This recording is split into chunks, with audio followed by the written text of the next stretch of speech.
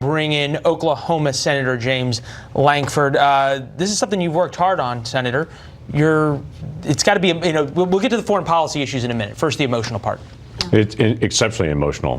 When you see Dr. Brunson stepping his first step onto American soil, and that great picture that Tony Perkins put out there, and you realize all the work that's been done for so long, there's just a tremendous emotion in this. I was in Turkey in December of 2016, meeting with their justice ministers, arguing for Pastor Brunson's release, arguing for them to do exactly what they just did in the last 24 hours. That is, if they have a challenge on this, convict him and deport him on it. But he's not guilty of anything. He was swept up in the coup that happened 2 years ago now, as they grabbed journalists, as they grabbed professors, as they grabbed all kinds of people from the military and law enforcement. They also grabbed this American pastor, kept him in jail at that time for 18 months with no charges at all, and then eventually charged him on these random, crazy terrorist charges. And so it's been this very long journey to be able to work with Turkey and to say, send our American home. He's not leveraged to you. Send him home. I believe our Garrett Tenney said that 14 Americans have been released since President Trump has been in office. What do you think that the Trump administration is doing that the Obama administration did not? Well, it's very aggressive movement, obviously, trying to be able to work through the process to be able to get individuals home and try to negotiate this to be able to get them released. We all know the 4 individuals that President Obama got released that were in Iranian prisons. There was the big swap. It was a multi-billion-dollar deal. The Trump administration came in and said, we don't exchange money. We don't deal with people that are holding Americans hostage. We've now seen Americans come from North Korea. We've now seen Americans come home from Turkey. They're aggressively working this in a very different formula than what the Obama administration did.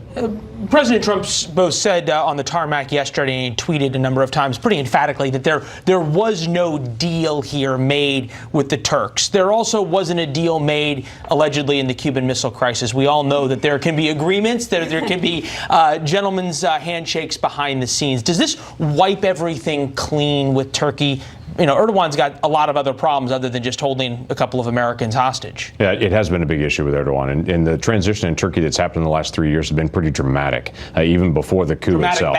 Dramatic bad for us. More isolating, more reach out to Russia, pushing away from NATO. I mean, there's been a lot of issues economically, taking over their currency. We've seen a lot of problems. And a lot of American companies have paused to be able to do business with Turkey, rightfully so, because they don't know who they're going to be. We have 2 major issues with them. We have a lot of issues where we are working together. We're working together to solve terrorism. Turkey's on the border with Syria. They're a great ally in trying to be able to fight the battle in Syria and to be able to help isolate ISIS and other threats that they have directly in their country. We want to help with that. But they can't hold an American hostage to use him as leverage. They have finally released him. We have said all along, we have sanctions on you. Everything else that's on you, nothing's going to be discussed until we have an American hostage gone. And the second big issue is they're buying Russian air defense systems called the S-400. That system is specifically designed to take down the F-35.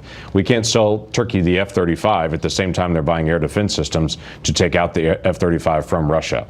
So we have to be able to solve some additional things with Turkey, but Turkey's been a longstanding ally.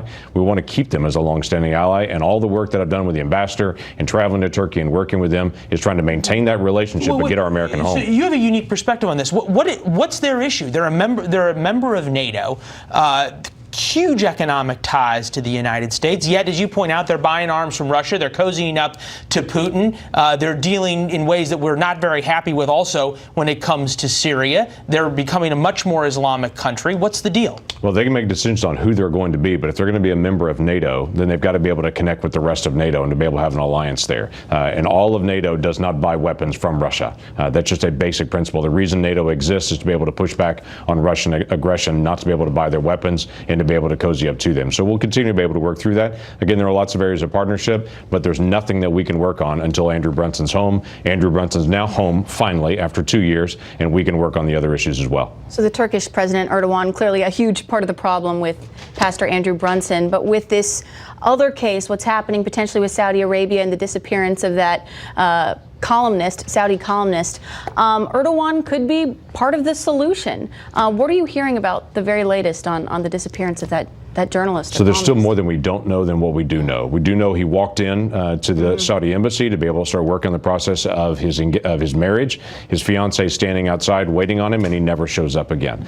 So he disappears. The Saudis are saying he came and he left. We have no idea. There's no video of him ever leaving. And so the big question is, what happened? If the Saudis are responsible, do you believe, what sort of action should the U.S. government take? So I don't want to jump too far ahead on that, but if the Saudis are responsible, they've just killed a dissident reporter in their own embassy. Now, that isn't a foreign country, but your own embassy is considered your own sovereign space in that. But they've just murdered a journalist that they don't agree with. This is something as Saudi Arabia is trying to be able to say, we now allow women to drive. We're opening up our economy. We're trying to open up to be a new Saudi Arabia. That definitely looks like the old Saudi Arabia is still there. Real quick, Senator, is this a delaying game? There's nobody better than U.S. intelligence. We have some of the best signals intelligence in the world when it comes to Saudi Arabia. We spy on the Saudis. We spy on the Turks. The idea that we don't know what happened, really? We are not inside the Saudi embassy. We are not inside their embassy. This is their own space, and the Turks have now said, we have some evidence that there's something going on inside of that. Listen to a few conversations between Riyadh and other folks? Well, this is a dialogue that's going on that's a live dialogue inside their embassy. Now, the Turks are saying, we have footage. We know exactly what's happened. We have the audio. They've not released that to us. They've not made that known, and there'll be a whole separate set of issues if the Saudis say, how are you recording everything that's happening in our embassy inside your country? But this will be answered.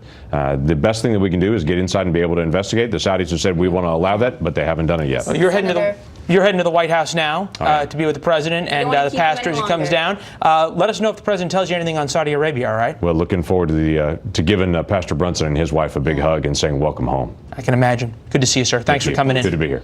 Thank you.